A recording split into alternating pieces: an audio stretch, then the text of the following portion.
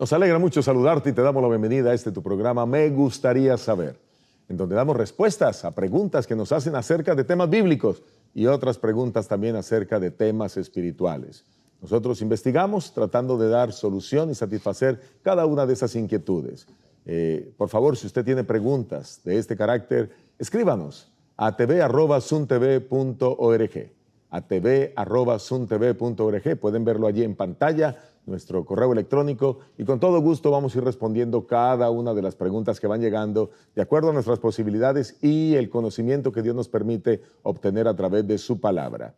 Está conmigo el pastor Esteban Bor. Pastor Esteban, bienvenido, Dios le guarde. Qué bueno que estemos juntos para poder discutir y responder estas inquietudes. Es un gran privilegio participar de este programa con el distinguido Pastor Manrique.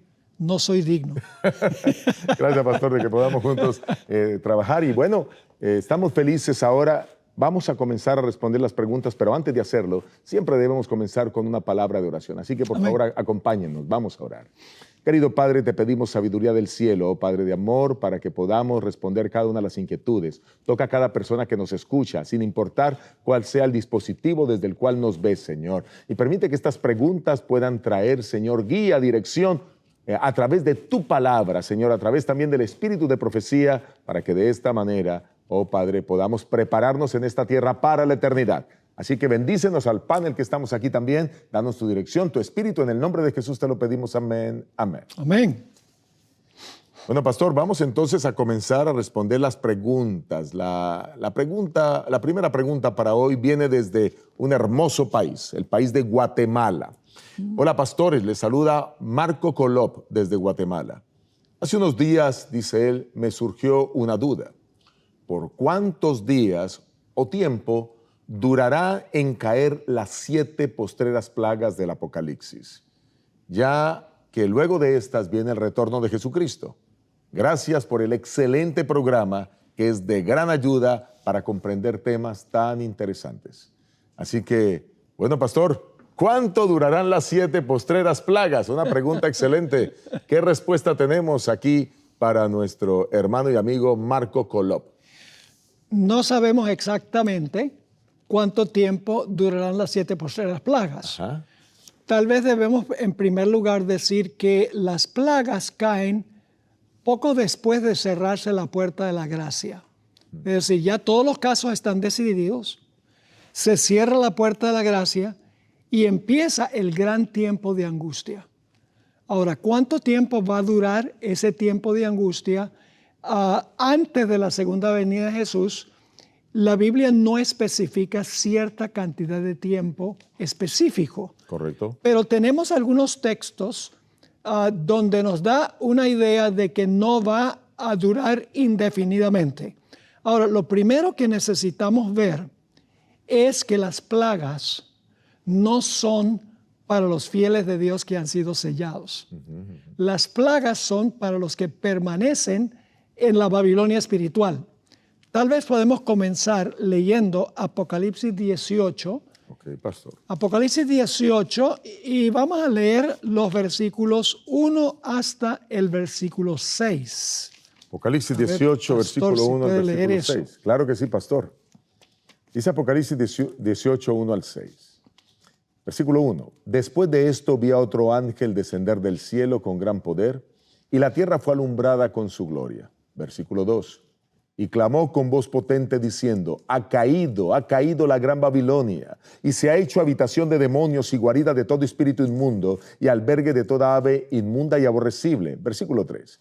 Porque todas las naciones han bebido del vino del furor de su fornicación, y los reyes de la tierra han fornicado con ella, y los mercaderes de la tierra se han enriquecido de la potencia de sus deleites. Versículo 4. Y oí otra voz del cielo que decía, salid de ella, pueblo mío, para que no seáis partícipes de sus pecados, ni recibáis parte de sus plagas. Aquí está el punto.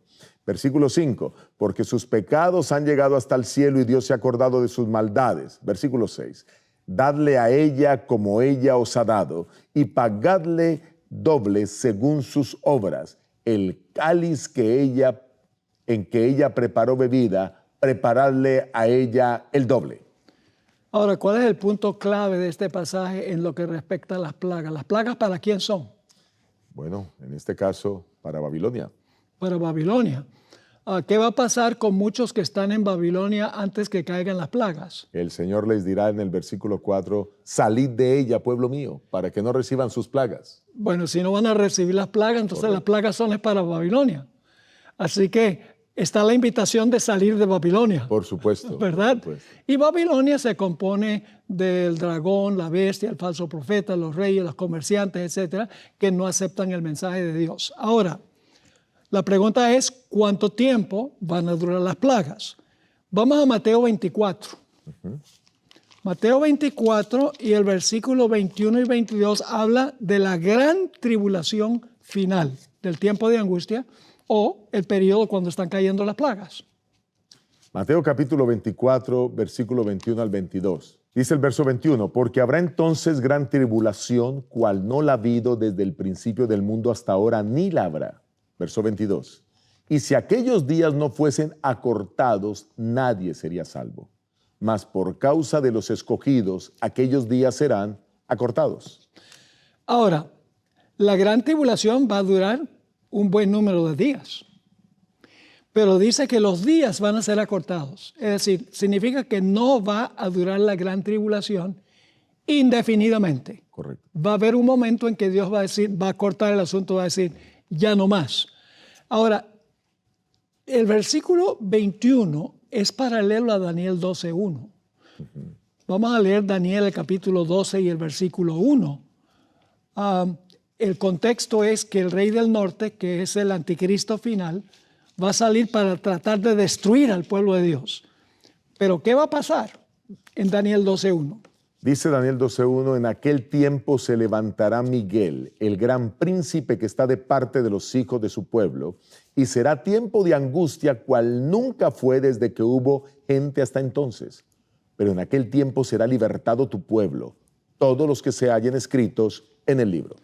Fíjate que Mateo 24 dice que esta gran tribulación, cual no la ha habido desde el principio del mundo hasta ahora, ni la habrá. El peor tiempo de angustia de la historia. Que es lo mismo que dice Daniel 12:1. Lo mismo. Dice exactamente lo mismo. Es la gran tribulación final. Ahora, la buena nueva es que Miguel, que es un nombre de Cristo, se va a levantar para defender a su pueblo. Pero el pueblo pasa por el tiempo de angustia, porque dice, será tiempo de angustia, pero en ese tiempo del tiempo de angustia, el pueblo será libertado. Todos los que están escritos en el libro de la vida, que significa que fueron escritos en el libro de la vida durante el juicio investigador que vino antes del cierre de la gracia. Correcto. Ahí por ende está el juicio investigador.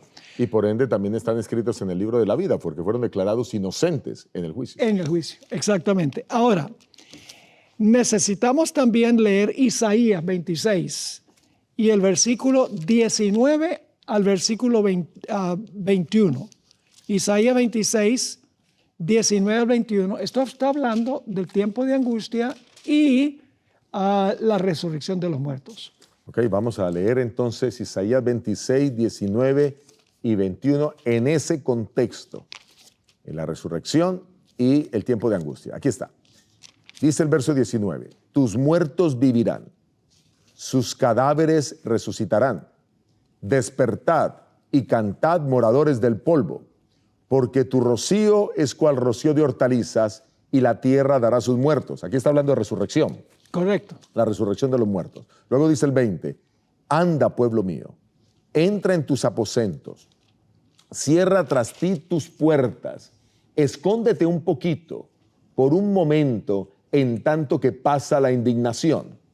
Este versículo pues nos está hablando es del tiempo de angustia y el pueblo cómo se resguarda. El tiempo de angustia va a ser por un momento. Muy bien. En tanto que pasa la indignación. Perfecto. Y el verso 21. Porque aquí que Jehová sale de su lugar para castigar al morador de la tierra por su maldad contra él, y la tierra descubrirá la sangre derramada sobre ella, y no encubrirá ya más a sus muertos. Entonces el punto clave aquí es que Dios le dice a su pueblo, escóndete un poquito, por un momento, en tanto que pasa la indignación. Es decir, Dios va a resguardar a su pueblo. Y aquí entra en perspectiva el Salmo 91. El que habita al abrigo del Altísimo morará bajo la sombra del Omnipotente. ese salmo es el salmo de la gran tribulación. No te vendrá mal, ni plaga tocará tu morada. Caerán 1000 y 10,000, pero no llegará a ti. Es decir, que ese tiempo de angustia será muy intenso, pero Jesús estará con su pueblo hasta el fin. Y será corto, por lo que dice la Biblia. Sí. Muy intenso, pero corto, hasta que finalmente aparezca Cristo en gloria en su segunda venida. Ahora, un punto final en esta pregunta es que hay una parábola a donde el Señor Jesucristo tocó este punto. Es la famosa parábola de la viuda persistente. Se conoce como el del juez injusto, pero me gusta más el nombre de la viuda persistente. Dice que había un juez, la viuda venía y venía, le pedía que le y hiciera venía, justicia. y el juez la postergaba, le postergaba hacerle justicia, pero finalmente el juez dijo, esta mujer se volvió fastidiosa, voy a hacerle justicia. Ahora, ¿cómo se aplica eso al final? El Señor Jesucristo dice que la viuda representa a los escogidos, que Mateo 24, que el tiempo de tribulación pasa a los escogidos por ese periodo. Es decir, la viuda representa a los escogidos, que claman por liberación día y noche. Va a haber una demora, porque si claman día y noche va a haber una demora en Dios librarlos. Pero finalmente el juez le hizo justicia por quitársela de encima, pero Dios hace justicia no por quitarse de encima a los santos, sino porque los ama. Es decir, el juez responde a la plegaria de la viuda porque se había vuelto fastidiosa. Pero cuánto más Dios va a contestar la plegaria de su pueblo, no por quitárselos de encima, sino porque los ama.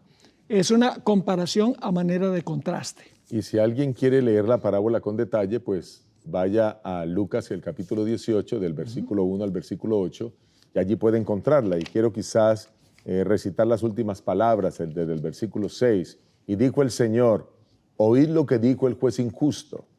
¿Y acaso Dios no hará justicia a sus escogidos que claman a Él día y noche? ¿Se tardará en responderles? Os digo que pronto les hará justicia, pero cuando venga el Hijo del Hombre, ¿hallará fe en la tierra? Pronto les hará justicia, pero hay una demora porque tienen que clamar día y noche. Claro. Eso quiere decir que el tiempo de angustia pondrá a los hijos de Dios en ese clamor. Es correcto. Muy bien. Bueno, pues entonces, en resumen, podemos decir, número 1, no sabemos cuánto dura el tiempo. Número 2, los textos de la Biblia muestran que será un tiempo de gran angustia y será después de que los hijos de Dios hayan sido sellados o haya terminado el tiempo de gracia. Número 3, será por corto tiempo. Y finalmente, número 4, vendrá el Rey, Cristo Amén. Jesús, a libertarnos, Amén. a liberarnos. Muy Amén. bien. Gloria a Espero Dios. que con esto hayamos respondido la pregunta de nuestro hermano que nos escribe desde allí, desde Guatemala, Marco Colop. Ahora vamos a seguir a la siguiente pregunta que nos hacen, Pastor Bor. Y la siguiente pregunta, es Andrés, Camilo Andrés Preciado nos hace la pregunta, Camilo Andrés Preciado. Y tengo entendido que es desde Colombia, desde Boyacá, específicamente. Bueno, no sé si ahora vive en Boyacá. Sogamoso. Él hace la alusión de que en algún momento pues, estuvimos con ellos en una campaña de profecía allí en Sogamoso. Y entonces dice, un cordial saludo para los trabajadores del ministerio, así que esto no solo va para los que estamos aquí, para los que están detrás de cámara, para los editores, para todos es el saludo. Dice, ese ministerio que hace también la obra de Dios en estos días, que el Señor bendiga su trabajo, les dé sabiduría para seguir enseñando la palabra de Dios. Un saludo especial para el pastor Bor y el pastor Manrique. Y tengo 2 preguntas para realizar que me están rondando la cabeza, dice él. ¿Qué nos dice la Biblia o el espíritu de profecía acerca de, 1, parálisis del sueño, y también acerca del déjà vu, una palabra que no se conocía hasta hace un tiempo atrás, pero que ahora está muy en boga? Dice, he tenido eventos de este tipo y preguntando a conocidos me dicen que también los han tenido, pero la ciencia aún no nos dice nada sobre ello. Así que, bueno, vamos a analizar estos 2 aspectos, que es la parálisis del sueño y que es el déjà vu. Vamos a ir punto por punto. Primero, hablemos de la parálisis del sueño. Y hay una definición, digámoslo así, científica para ello, y luego, después de hablar de la definición científica, pues vamos a entrar en las connotaciones espirituales.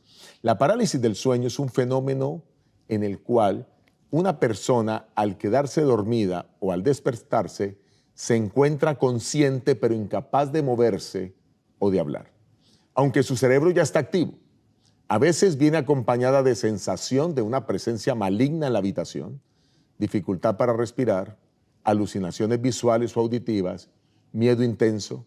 Según estudios médicos, es una condición temporal relacionada con la fase REM del sueño, donde el cuerpo permanece paralizado para evitar que actuemos físicamente nuestros sueños. Pero a veces la conciencia despierta antes que el cuerpo, causando la experiencia. Estoy dando una definición científica que aparece respaldada por varios autores en diferentes libros, ¿verdad? Pero, ¿qué nos diría la Biblia en relación con esto? Bueno, en realidad la Biblia, yo no encuentro nada que diga la Biblia sobre este fenómeno. De igual manera. Obviamente es un fenómeno psicológico, pero la Biblia no dice, que yo sepa, nada sobre eso. Sí, pastor, tiene toda la razón. Sin embargo, la Biblia presenta otras cosas que son de otro tema, presenta estados de éxtasis que experimentan los profetas, presentan que algunos cayeron como muertos y algunos de esos fueron profetas también, pero nada en relación con esto de la parálisis del sueño. Sin embargo, permítame contar una experiencia personal, porque yo sí experimenté estas parálisis del sueño antes de ser adventista del séptimo día. Tengo que aclarar que desde que soy adventista del séptimo día, no las he experimentado. Y en lo personal, yo considero que esas parálisis del sueño tienen que ver con asuntos de espíritus. Vuelvo y digo, en lo personal. ¿Cómo puedo yo decir eso? Yo experimentaba algunas cosas, estaba en el mundo, no conocía de Dios, en mi vida pues era una vida mundanal, y precisamente en ese tiempo experimentaba estas parálisis cuando yo abría los ojos, podía ver a mi alrededor, ya estaba consciente, pero no podía moverme. No podía moverme. Y yo sentía que alguien me apretaba los brazos y que alguien oprimía mi pecho y me daba dificultad para respirar, tal como lo acaba de describir aquí nuestro hermano Preciado. Pero no solo eso, en otros momentos experimentaba también aires corriendo por la habitación, aires fríos, y las ventanas estaban cerradas. En otros momentos experimenté presencias que entraban al cuarto. Una noche experimenté que yo estaba acostado en mi cama, era tan solo un adolescente, y un ser entró a mi cuarto, se acostó en mi cama y puso su espalda contra la mía. Y yo comencé a orar como nunca antes. Y otras cosas parecidas. Yo recuerdo que estaba consciente en algunos de esos momentos. Incluso en algunos de esos momentos quería gritar y no podía hacerlo, como si alguien no me permitiera gritar. O sea, no era un sueño. No, no era un sueño. Estaba despierto. Seguramente estaba despierto. Estaba despierto, podía ver a mi alrededor, pero no podía moverme. Quedaba quieto. Quería gritar porque sentía que había una presencia que me presionaba, pero no podía hacerlo. Después de que esa presencia se iba, yo tenía miedo de contarle a mi madre eso porque pensé que me iba a tratar de loco. Y yo era un joven adolescente que no conocía mucho de estas cosas. Pero lo que sí puedo decir es que los demonios me guiaban mi vida en aquel entonces. En el momento en que yo entregué mi vida al Señor a través del bautismo, nunca más llegué a experimentar nada de eso. Nada de eso. Okay. Eso en relación con este tema de la parálisis del sueño. No sé si esto responda concretamente la respuesta de Preciado, pero quiero decirle que yo he tenido cientos de entrevistas a través de mis 30 años como pastor con personas que experimentan cosas o experimentan parálisis del sueño. Y muchas de esas personas me han hablado acerca de la relación que han experimentado de cerca con los demonios. Así que por esa razón y por estas experiencias podría decirlo. No obstante, no encuentro, pues, digámoslo así, la explicación bíblica en relación con ello, ni tampoco en el espíritu de profecía. No sé si hay algo más que agregar en esto, pastor. Bueno, es muy interesante la experiencia que has tenido. Sí. Es como a veces los sueños que uno tiene son tan reales que cuando uno se despierta, en ese caso tú estabas ya despierto, pero cuando uno se despierta hasta uno está sudando, como que has pasado por la experiencia. Similar a lo que sucede, y tú mencionaste esto de paso, lo que sucede con una persona que es profeta. De repente deja de respirar. Correcto. Y es transportado a otro lugar. Y la experiencia es tan real que en realidad creen que están allí participando, aunque en realidad su cuerpo está en cierto lugar. Claro, ese es el caso de una persona que tiene el don profético, no una persona que ha tenido una vida mundana donde los espíritus están interfiriendo en la vida de la persona. Sí, y bueno, queda claro que los demonios se mueven en esta tierra en todos los lugares y con todas las personas. Así como Dios nos da a nosotros ángeles para que estén a nuestro cuidado, pues Satanás asigna a ángeles caídos para que estén pendientes de cómo llevarnos al pecado, a la perdición. Yo, a pesar durante estos 30 años como pastor, nunca volví a experimentar eso, pero he sentido que hay fuerzas del mal que me han rodeado en algún momento. Pero también he sentido la presencia de los ángeles de Dios que me han rodeado para protegerme. Así que yo puedo decir con absoluta claridad y por la experiencia de que he experimentado esas dos presencias, tanto la presencia del mal como la presencia de Dios guiándome y protegiéndome. Hay que estar siempre caminando con el Señor. Esa es la recomendación, pastor. De día en día, hora en horas, minuto por minuto y segundo por segundo, para tener una barrera en contra de los espíritus malignos. Quizás sería bueno que leyéramos Santiago 4:7, pastor. Santiago 4:7, uno de los textos más conocidos. Muy importante, sí. Y que a mí en lo personal me ayudó mucho después de mi conversión a poder mantenerme fiel al Señor. Santiago 4:7. Si lo tiene ahí, pastor, y usted nos puede ampliar el concepto. Bueno, Santiago 4:7, un texto muy bien conocido, dice lo siguiente: someteos pues a Dios, resistid al diablo y huirá de vosotros. Sí. Hay varios puntos claves ahí. Dice, primero, tenemos que someternos a Dios. Segundo, resistir al diablo. Y luego entonces el diablo huye de nosotros. Y yo lo he experimentado en mi vida, pastor. Amén. Así Yo que también. Cuando busco al Señor de todo corazón, siento su protección, su cuidado. Eso no quiere decir ausencia de problemas. Está diciendo protección en medio de las adversidades que este mundo nos presenta. Amén. Y el segundo aspecto que toca él es sobre el déjà vu. Tampoco he encontrado que la hermana Juay hable de eso. Tampoco he encontrado que la Biblia hable de eso. ¿Pero qué es déjà vu? Pues tenemos que explicar qué es déjà vu para que la gente lo tenga. Déjà vu es una expresión francesa que significa ya visto. Es la sensación de que una experiencia presente ya se vivió anteriormente. Y entonces la persona, por ejemplo, llegó a cierto lugar y dice, yo ya estuve aquí. E incluso hay algunos déjà vu que son tan claros que las personas dicen, y ahora por esa puerta va a entrar una mujer vestida de tal color. Y efectivamente entra. Y dice, pero ¿cómo así? Como si hubiera tenido visiones proféticas. Bueno, pues este es un fenómeno que los científicos tampoco tienen muy claro. Se sabe que muchas personas lo experimentan, pero lo interpretan como un fenómeno de procesamiento mental en el que el sistema de memoria falla momentáneamente. Eso crea una sensación de familiaridad equivocada, dicen los científicos. Hay muchas teorías, como interferencia temporal entre la memoria, a corto y largo plazo, etc. Pero lo que sí podríamos decir es que tengamos cuidado con esto, porque algunos creen que estos déjà vu son regresiones al pasado.